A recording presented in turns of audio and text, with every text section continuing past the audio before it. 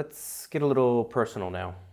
Inform's got a lot of initiatives around the industry, what it's like to work in the industry, and promoting some of the lesser heard voices, but we'll come to that. Let's start off with a bit about you, Eva. What attracted you to maritime? It was a kind of path I took. So I didn't start out with maritime. I started out with mechanical engineering. And actually at that time I wanted, or when I was a school kid, I wanted to become a member of Greenpeace. And they said that they want to have people with specific competencies. So I thought mechanical engineering is a good competency, might be usable. So I dived into it and studied it. And after that, I did my PhD on, let's say, a triangle of logistics, software, and mechanical engineering. And the path just took me further to the shipping industry or to the port and terminal industry. It wasn't a very conscious choice. It was more a path I took going the next interesting step. You're a self-proclaimed lover of all things container terminals. If you've taken steps to get there, what was the moment when you realized you really genuinely loved the industry?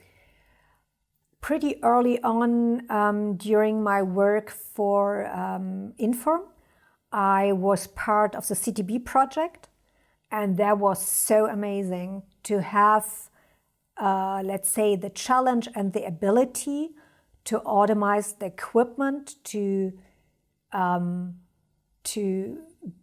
orchestrate this dance of equipment on the premises.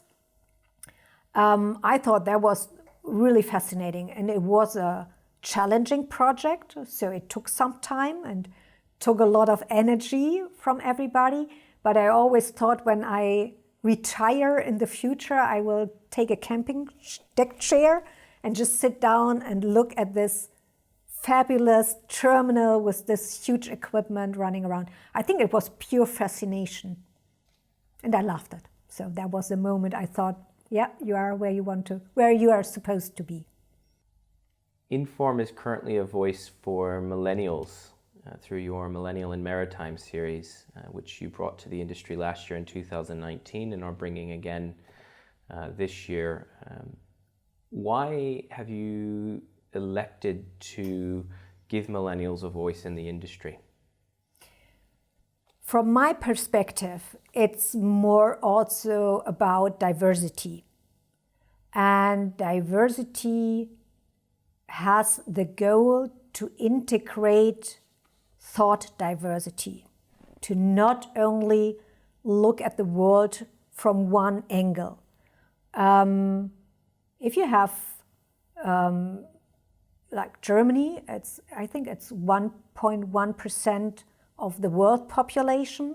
And if you reduce it to the, let's say, cliché of the grown-up male employer, it's probably, I don't know, it's 0.3% of the world population.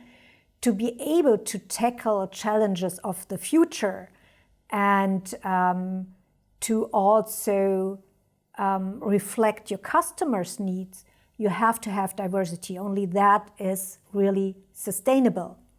And therefore, it's quite natural to integrate the younger generation because they also have a different point of view. They have a different education from the education we had.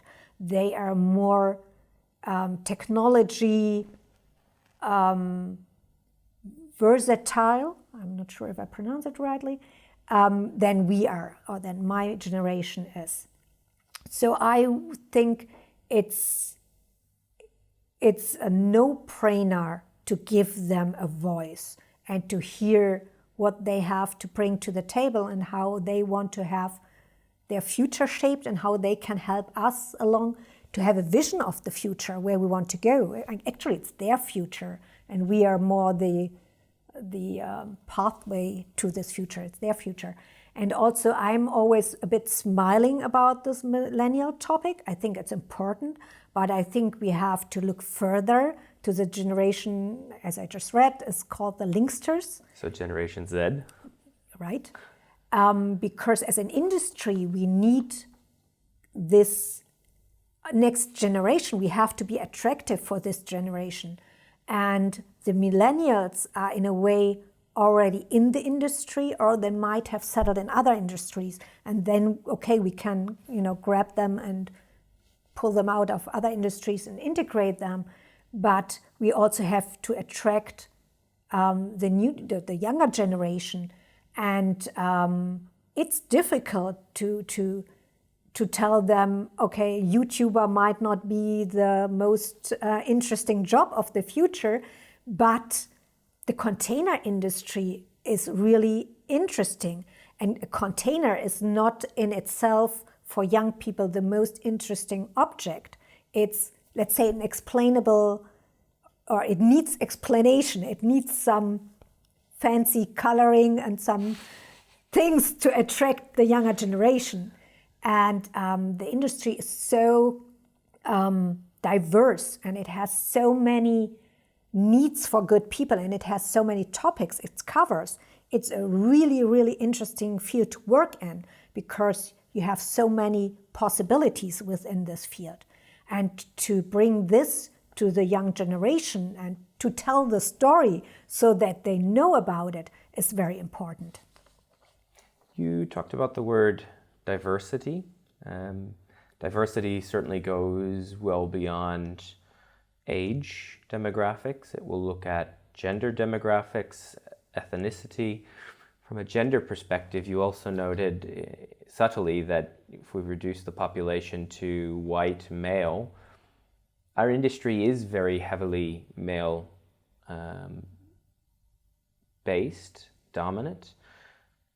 Is that a good thing or a bad thing? I think I know the answer, but I'll let you answer it. And if it's a bad thing, what do we need to be doing to change that? I wouldn't narrow it down to, is it a bad thing to be a male industry? I would narrow it down, is it a bad thing to be such a, let's say, one-sided industry in regard to this topic? You have to have a more diverse perspective. And I guess that's pretty evident because the issues we are tackling are so diverse. And actually the most challenging ones are the ones we don't see now. And therefore you need people from all different backgrounds to bring specific ideas or to bring their train of thoughts to the table. As we saw with the pandemic, we started out to talk about the virus, and then we talked about the school system, how can we cope with it? And we started about the financing system, how can economies work with it? We started about how can we make childcare possible when more people are at home. And so we are tackling all politics. How can countries cooperate? How can we hinder the virus from spreading? It has all those different facets. And it has this facet that it showed, especially in the States, that specific groups of citizens are more vulnerable to being badly affected by the virus. So you have a whole social aspect to it.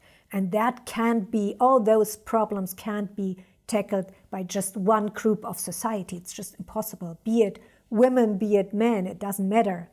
We have to have this diverse knowledge base. It's interesting because actually there's a lot of information that's emerged, particularly in Western economies, that women have been more adversely affected by COVID-19. They tend to be the primary caregiver of children. Let's circle back. I want to approach that question from a different perspective. if encouraging diversity and encouraging alternative perspectives for problem solving is a good thing, how is it that as an industry we can be positioning ourselves to be more attractive to female workers? From my perspective, it's the same as we talked about Linksters. We have to tell the story. We have to marketing the possibilities within the industry. And I think there is also this, let's say, effect on having more people of, let's say, a specific background in a company will somehow open up the company to more people of this kind, because I don't want to reduce it to just have more females, have more males, whatever. I also had teams which were suddenly all female, and I was specifically trying to find some males in those teams because I think it has to be mixed. And I guess by having more females in the industry, it will be, and more females talking to the outside of the industry, it will open up the attractiveness of this industry for younger ladies or for girls. And I think a way has to be perceivable for people.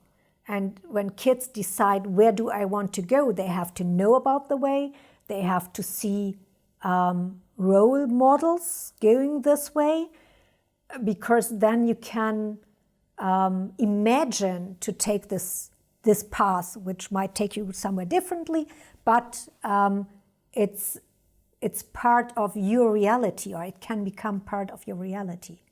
Inform had originally planned to bring the first ever Women in Maritime session to Talk Europe this year, and unfortunately that was cancelled as part of Talk being postponed.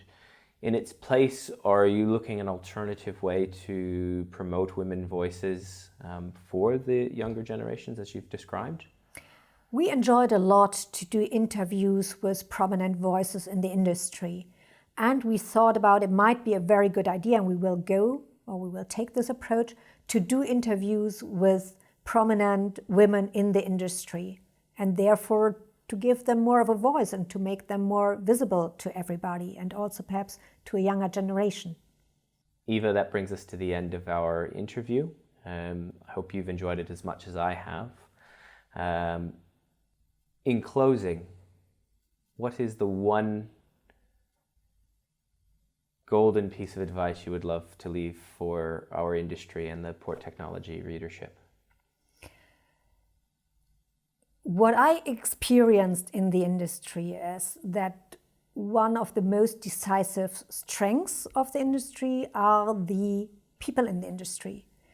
People in the maritime industry tend to be very loyal to the industry, very fascinated, well educated, and very eager to bring benefit to the industry and to push ahead and to find ways to deal with new challenges. So I think that's a good foundation to build on. I'm not sure if each and every industry has people who are so much in love with the industry, and I think that's a great asset we have. Thank you so much for your time, and we look forward to, of course, the next time we can sit down. Thanks a lot.